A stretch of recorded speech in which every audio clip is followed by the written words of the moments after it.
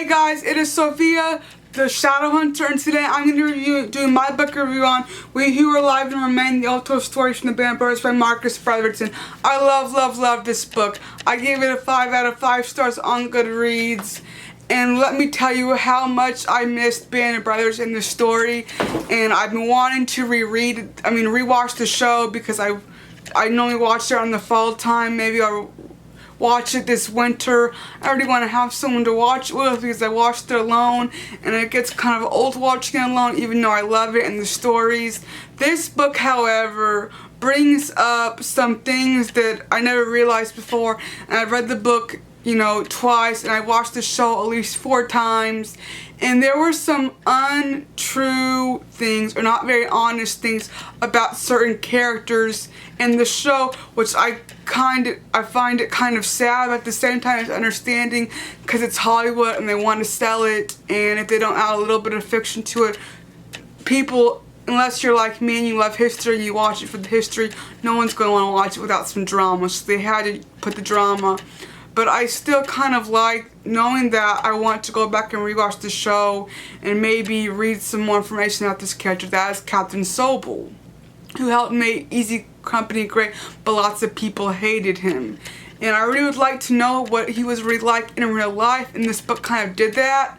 So if you guys have read this book, please let me know in the comments down below. And about the show, when I rewatched it, maybe I really would like to do a review or comparison, or just review the show.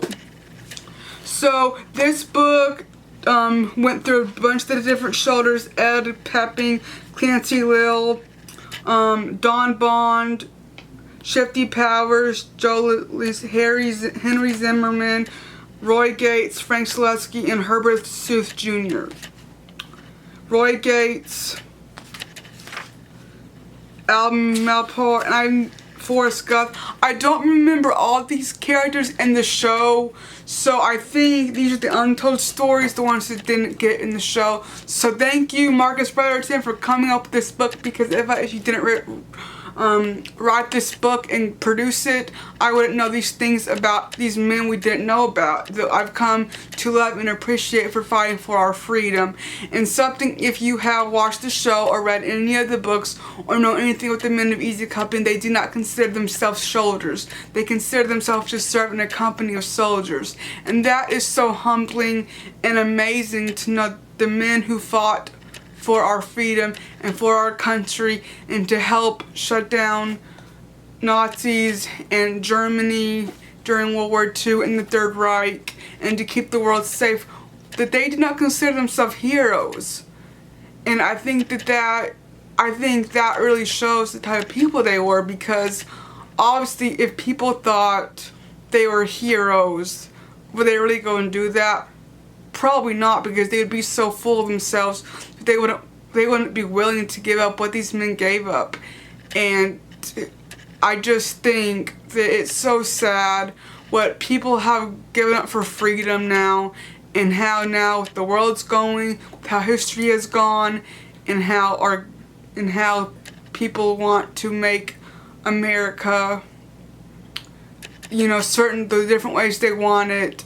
How they're forgetting that these men and women now who have fought to serve our country, to keep it alive and to give us freedom, how they're easily okay with letting it go to waste. And it shouldn't be the case, because people lost husbands, brothers, sons, friends, family members, and much more. Time, memories, people got severely hurt.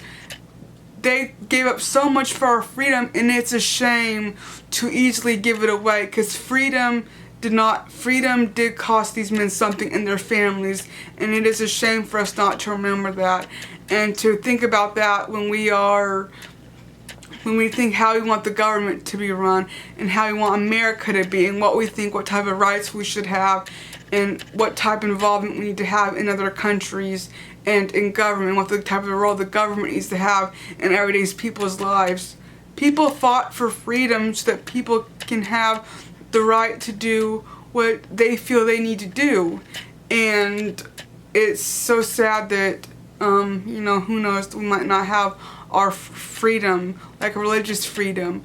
and freedom to get an education and freedom to live where we want to live. But it only, as history has shown, people still want to try to follow these ideas and history have not worked. So as you guys see, I put tabs. I've started doing this when I'm reading books, especially nonfiction books, to help me remember my favorite parts for when I do book videos for you guys, and when I write notes about it in my Libra journal, that I have lots of information. So let me read you some quotes that I really liked.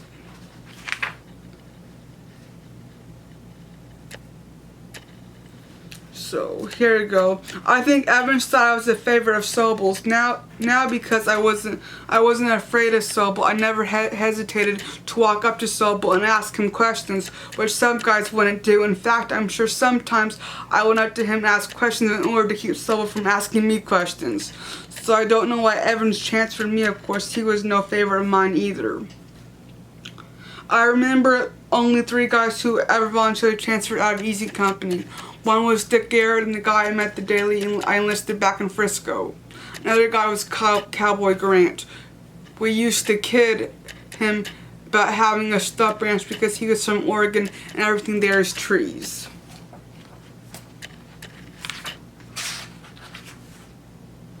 I haven't had Bill wing it. I haven't revealed my first action to anybody, and I don't know if I really care to. I don't think of it as hidden, but it's not very easy to kill a man. After you've done it and after you've been shot a few times, it comes pretty easily. The first time I killed a man was out of desperation. The column that I fell in with was moving up this K's way, and somebody said 3 men out there. I went with a couple other guys up the hills, more like a little rise. We saw some enemy soldiers and ducked down. Amazingly, these 3 Germans came within 15 feet of us and started to set up a machine gun. I decided that I had to do something. The other 2 guys who were with me had rifles. I was hoping they'd shoot. They didn't, so I killed the first guy with the knife I had. I went up behind it and ran into his kidneys. He had a rifle in his hands. As I hit him, he went down shooting, wounding one of his companions and killing the other. One of the other guys who was with me shot the wounded German in the head. It would have happened more than an hour after we jumped. That was when I got a rifle. I got it from the guy who shot the German in the head. It made him sick and he threw down his rifle. I picked it up. I never learned the names of the guys I was with. I don't know if I ever saw them again. Then we went down to the hill. That was a very large section about war and how terrible it is and what people gave up. You know, after you killed a few people, like these soldiers said, you know, it's second nature. But they were doing it because they felt like it was their job to do it to help our country. I hope you guys like this video. Please leave your comments down below, and I'll see you guys next time in another video. Goodbye.